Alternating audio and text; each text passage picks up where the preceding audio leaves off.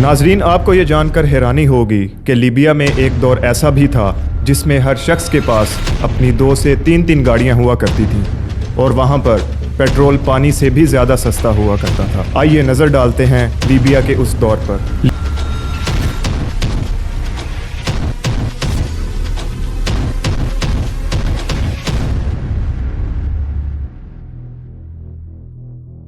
Libya के हुक्मरान Muammar कज़ाफ़ी America के सर्वाइवल और उसके मुस्तकबिल के लिए ख़तरा बन चुके थे, जिसके बाद अमेरिकी खुफिया एजेंसीज़ ने उसे अपने ही बागियों के हाथों बेदर्दी से कत्ल करवा दिया। अपनी इस बेदर्दी की मौत के वक्त कज़ाफ़ी अपने लोगों से कह रहा था कि लोगों, तुम नहीं जानते कि तुम कितनी बड़ी गलती कर रहे हो और किसके कहने पर मुझे मार रहे हो। तुम्हें सच नहीं पता, किसी के प्रोपेगेंडे में आकर मुल्क को तबाह मत करो।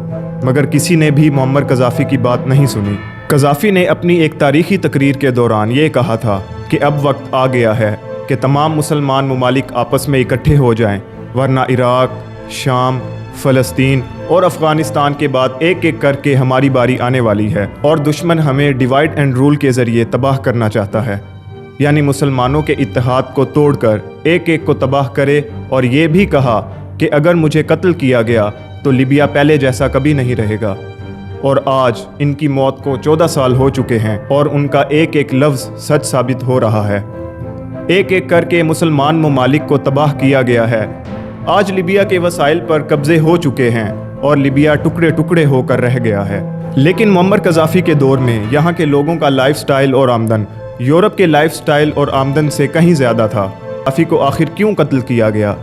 इसके मौत के पीछे असल हक़ाइक़ क्या थे? 2011 में हेनरी क्लिंटन ने मुअम्मर कज़ाफ़ी की मौत का मजाक उड़ाते हुए कहा, हम आए, हमने उसे देखा, वो मर गया। इसके बाद एक कहका लगाकर उसकी मौत का मजाक बनाया गया। लेकिन मुअम्मर कज़ाफ़ी के 42 साला दौर के अंदर लीबिया की ज़मीन किसी जन्नत से कम न थी। इसकी वजह कज़ाफ़ी के टाइम में लीबिया के अंदर तालीम, सेहत, बिजली, गैस और पानी बिल्कुल मुफ्त थे। आज भी आप किसी एक भी तरक्की याफ्ता मुल्क की ऐसी मिसाल नहीं दे सकते। और इसके साथ साथ वहाँ पर कोई भी बिजनेस करना चाहता तो उस पर ज़ीरो टैक्स लगा करता था। और ये मुल्क तेज़ी के साथ तरक्की करके दुनिया की मजबूत तरीन मईशत बनने जा रहा था। लीबिया में अगर कोई शख्स एग्रीकल्चर, फार्मिंग के पेशे को अपनाना चाहता तो उसे ज़मीन, घर, इक्विपमेंट, लाइफ स्टॉक, खाद सब कुछ हुकूमत मुफ्त में देती। लीबिया में कोई भी शख्स बेघर नहीं था, क्योंकि लीबिया में हर शख्स का अपना घर होना एक बुनियादी ज़रूरत माना जाता था। ये भी है कि कज़ाफ़ी के दौर में किसी भी स्टूडेंट को जॉब न मिलने की सूरत में वहाँ की गवर्नमेंट उस नौजवान को माकूल सैलरी देने की पाबंद थी। लीबिया का लिटरेसी रेट 88% तक जा पहुँचा था। किसी भी शहरी को अगर नई गाड़ी ख़रीदनी होती तो उसकी आधी पेमेंट हुकूमत करती।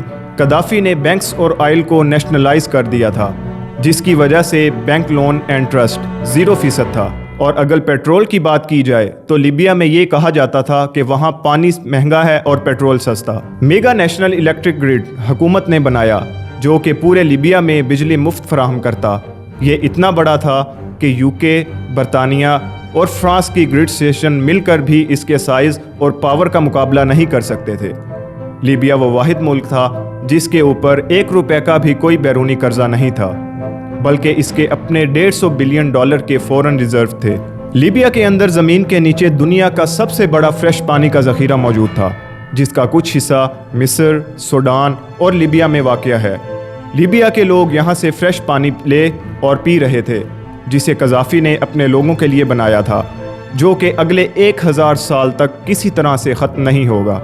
जिसका सिला लीबिया के कुछ बागियों ने नेटो के साथ मिलकर बेदर्दी से उसको कत्ल करके आखिरत तक पहुंचाने में अदा किया।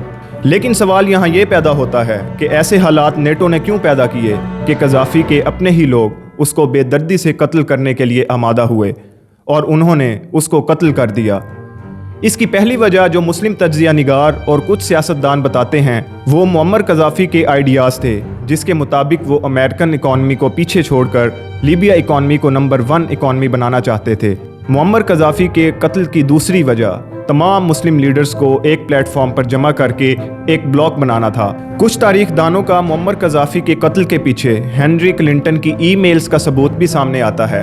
हेनरी क्लिंटन की कुछ ईमेल लीक्स हुई فرانس اور امریکہ نے سازش کے ذریعے لیبیا کو تباہ کرنے کے لیے جان بوجھ کر قذافی پر حملہ کروایا اور اس میں UAE اور قطر بھی شامل تھے۔